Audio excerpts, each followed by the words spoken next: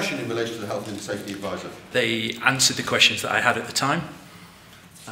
Obviously, as you can imagine, my first priority was to make sure that there were no immediate ongoing risks. As part of your investigations, did you find out as to whether or not these documents were ever given to the subcontractors? I'm informed they were, but whether I actually found out whether they ever were done so, no, so it's not something I can show. And also remember, when you give the statement, it's a voluntary statement. So in these situations, in a health and safety situation, unless it's a fatality and the police have still got conduct and they're sniffing around perhaps a gross negligent manslaughter or a corporate manslaughter, most of the times you'll be dealing with the HSE, and it's a voluntary statement, so you don't have to give the statement. If you read the letter carefully, it will say that we're inviting you to their offices to make the statement. So you do have a range of options. You can say yes and turn up and answer the questions, and as David says, and I'm sure that Mr. Tungate will, in his guise as a policeman, they're trained to keep asking questions, the same question over and over again, with the spaces, with the silences and things like that. If you've got a fantastic case and you've got a fantastic client, I will advise that client to go in, right, you can answer all the questions and you can knock all their questions to the boundary. And that's a good way of perhaps stopping a case at an early stage if you've got the story to tell at that stage. If it's a bit more delicate than that, and most times it is, you've got a choice then. You can either, at the other extreme, you can say, thanks but no thanks. You can't say this to the police. If it's a fatality, you can't do that. But with the HSE, you can, or with the Environment Agency, if it's an environmental case, or the local authority, if it's the EHO intervening, you can say, thanks but no thanks. I don't think I can help you any further with your inquiries. We've provided you with all the information and the witness evidence and things like that, so that's okay. Or you can say, we're going to write a statement. We'll write a statement with all the information that we think you'd like to know. We're going to cooperate, we're going to write that statement with all the information that we think that you'd like to know. And your solicitor, at that stage, your legal representative should be saying to the HSE or the local authority or the Environment Agency, saying, can you tell us what you want to know? Can you give us disclosure? What pictures are we looking at? And then you can write that statement. And you think about it, then you're in control of the information exchange. So you don't have to worry about the silences, you don't have to do it. But you've got to be good, it's got to be a good statement and things like that. Because that would slightly move against the sort of cooperation side of things. You know, the HSE or the police, if it's a manslaughter investigation, they would like you to turn up. And they will think that's the ultimate cooperation. But you do have these alternatives. You can turn up, you can send in a statement, or you can write the statement, turn up, read out the statement, then answer their questions. And then you've got the information you want to get across in the way you want to get it across in that situation, and in a controlled situation, and in a fairly calm situation that perhaps is not jangling your nerves so much. You can walk out after reading out those statements. But all those things are your options, and it's horses for courses. One of the other things about doing a statement is that sometimes, because there's a lot of procedures which may or may not have been involved before any incident has taken place, the person who's being interviewed, although they may be the controlling mind of the organisation or someone of some responsibility, won't have at their fingertips all the information because stuff will have been delegated out to other people. And therefore engaging a lawyer to assist you to prepare just as much as the health and safety executive will have done their preparation before they interview. That's something which you need, which is something which you ought to consider, if God forbid it happens to you. Now, you'll see in this interview, as we go through it, there's a lot of and hesitations, because that's how people answer questions which they're not expecting. It's surprising that you can be very confident in what you think you're going to be able to say. But the way in which an interview often takes place is following what's called the peace technique. Because the way the police or any authority deal with you is they want to get you, they want to trip you up, they want you to say things which are inconsistent. So what they will normally do is they will ask you to give your version as to what happened without telling you what information they have which might contradict what you think is the accurate version. And then what they do is they challenge you later on in the interviews in relation to any inconsistencies which you might have said to them when you first gave your account, because it's the lie which gets you. Richard Nixon was not brought down because of a 2-bob burglary at the Watergate Centre. It was the lie which got him. And what interviews are designed to do is to bolster a prosecution case in order to try and get you at 6s and 7s as to what happened. And once they can show that you didn't really know what happened, that you weren't in control of the situation, or that your memory is wrong, or you didn't know what you were doing, you're snookered. So, back to the interview. So this interview was a voluntary interview which took place at a mutually agreed location. Is that correct? This was an interview under caution. Can you do it? As you are a police officer, what is the caution? Let's move on. Tungate, do you not know what the caution is? Do you not have to say anything that it may harm your defence if you fail to mention in court anything you... And normally the answer to that is, get your foot off my head, officer. The officer says, I didn't have my foot on your head. He said, well, that's not what I said. I just told you that you could get my foot off the head. Right, so you begin with A.T. Yes, indeed. These are questions to Mr. Chris Waterhead. Okay, and what training do you have? What sort? All passed through family skills and just general knowledge and experience. Any formal health and safety training? Just some risk assessments when we get to site. And were you asked to provide any training certificates or experience or... Just a working at height certificate. Later on, so you touched on subcontracting from other people before? Yeah, I've been busy helping other contractors in the same sort of game. If they're too busy, we'd be sort of go and help them, a bit like John Crouchley at Arkwright's. If he's got too much on, he sort of rings up and says, oh, can you give us a hand for a few days? Because he's got a big job on. So that's what we do. So you're referring to we. Who's we? Well, me and my lad, or whoever I can get at the time, because I haven't got nobody employed. They're all self-employed people. And when you say lad, who do you mean? Well, normally, just whichever lad I can get at the time. Like a farmer's son, who wants to come and help for a few days. Later on I asked, has John ever had a problem with the way that you work? Not that I know of, and if he has, I'm sure he would have told me by now, so... So as far as you know, it's a happy relationship? Yeah, everything seems to be fine, so everything's all right. Moving on to the background now, when did you first hear about any work that needs to be done? Oh, it was probably about a month before we got there, or John rung up and said, no, we're going to go down and make a start. And what did he tell you the work involved? Well, it's just basically taking down, that's all he told us we were doing. Is that a factory forecourt? That's right, yeah, so it just... Would that be the address I mentioned at the start of the interview? So it's on Barbican Road? On Mark. Okay, so what's the first job he helped you with? Do you know? Yeah, we were up there at the racecourse building horse jumps. Before he first helped, how did you find Mark? Well, he was working for a local builder. Tell me about the first job that Mark had to work at height with you. We were doing a little farm building, putting a roof on a building. Did Mark have any work at height training, did you know? Don't think he did. Training other than as a telehandler? No, I didn't know. You didn't ask, you didn't need that? Because I just asked for what he got, and he got a certificate for a handler. Okay, so were you supervising him on the job when he was working with you? Yeah, I was there all the time. Did you ever leave him on the first job? Might be just a pop to get some essentials like nuts and bolts or some rope. What instructions did you give to Mark? What did you actually tell him? About this job? Well, I sort of rung him like a week before. I said, we've got a week's work down at Arkwright's with John Crouchley. Has he ever worked with John before? Yeah, he helped put the building up.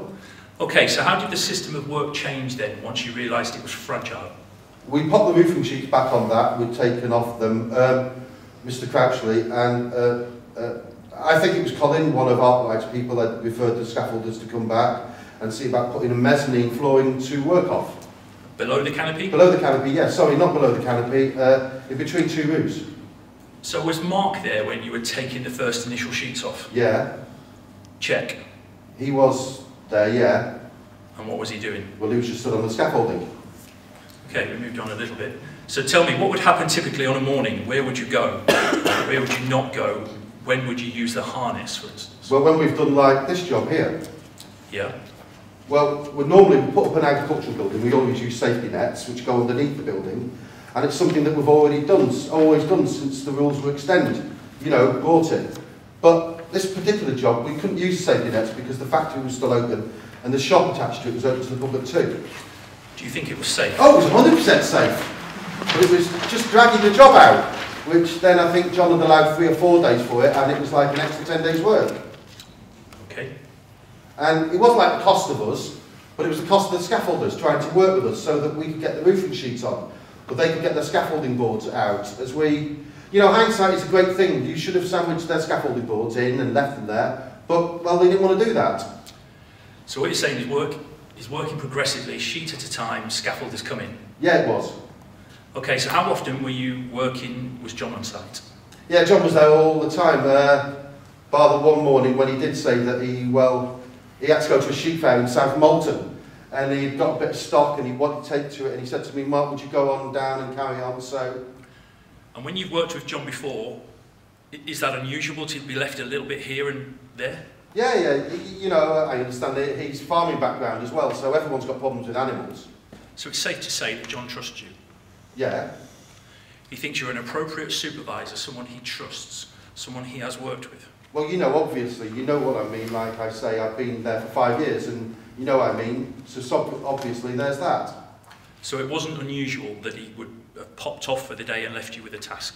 Yeah, to be honest, it wouldn't have been a day with John. It would have just been half a day, because he takes the sheep to the market, had his breakfast, then came on down. Yes. Well, we were down shooting. We wanted a pair of extra hands and all the roofing sheets. Who's we, sorry, if I stop you there? Me. John and Mark decided we wanted an extra pair of hands to make life a little easier, which is quite nice sometimes. Yeah. When was Derek supposed to come to site? Derek, it was on the morning. I can't remember what day it was, but Mark said, I've got a mate who would come down and stand on top of the shop roof and pass 2 people passing the sheets, because it was like 2 layers, the roof, the shop's here, and the scaffolding was here, and it was such a hard work getting all the sheets from here up to here. So the roof sheets were being stored on top of the shop roof and they needed moving? Yeah, Mark had asked him to come in the morning, and I don't know what day it was, either Tuesday or Wednesday morning. So the day of the accident? Yeah, 23rd of August.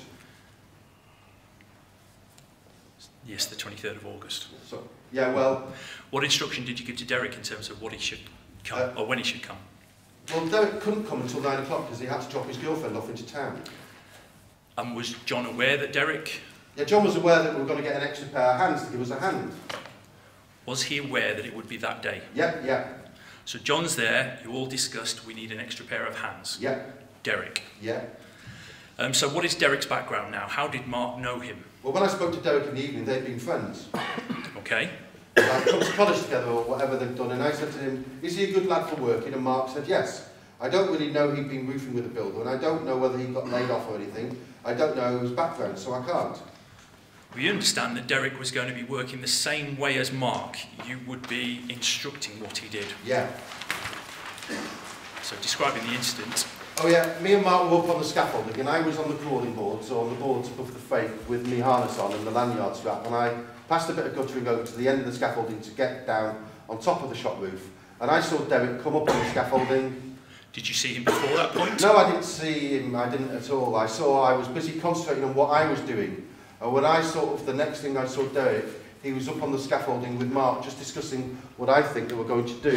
It was like move a bit of guttering from the scaffolding down on the top of the roof. Well, the next thing I know, Derek had gone through the roof and was on the floor. And I was like, oh my God, where's he gone? And it was just, he'd literally come up on the scaffolding and was gone. And I don't even know what had happened. I couldn't explain, it was just so quick. Carry on. He was up on the scaffolding, and you know what I mean, for me, it was like a little bit of common sense that he'd come to work and he'd go up on the scaffolding to show his face. Did you say anything to Derek? I just looked up and I smiled at him, or might have said hello. I don't... So you knew he was on the scaffolding? I knew he was on the scaffolding. And did he have a harness on? No, he didn't even get a chance to go over and tell him about his harness, and to be honest, he was on the scaffold tower at that point. He didn't need a harness, because he wasn't working over the existing roof. He was on the working platform, the roof. So he came up... Sorry. So he came up, and you think he said hello? I think to answer, I can't remember, I was concentrating on...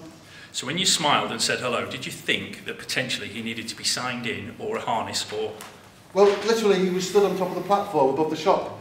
And I thought, oh, he's all right there for a minute. I'll just finish what I'm doing, and then I'll go over and we'll get him signed in and explain the situation of what to do, which would have been right. Yeah, so he's never been to the site before, he's never had an induction, he doesn't know it's fragile or not fragile. No, nobody was there to explain to them. Yeah. I was at one end and I thought he's just got there to the scaffolding, which will be safe on there, and he'll wait for me to come back. But we didn't ask if he'd ever been on a roof before. Well, he'd been roofing with a builder. Okay, so the information I've received so far is that Derek has never worked on a building site. Derek works for Tesco's. Well, I took it from Mark that he'd been on a site before. Okay, so this was the day that John was at the sheep. Yeah, that's right.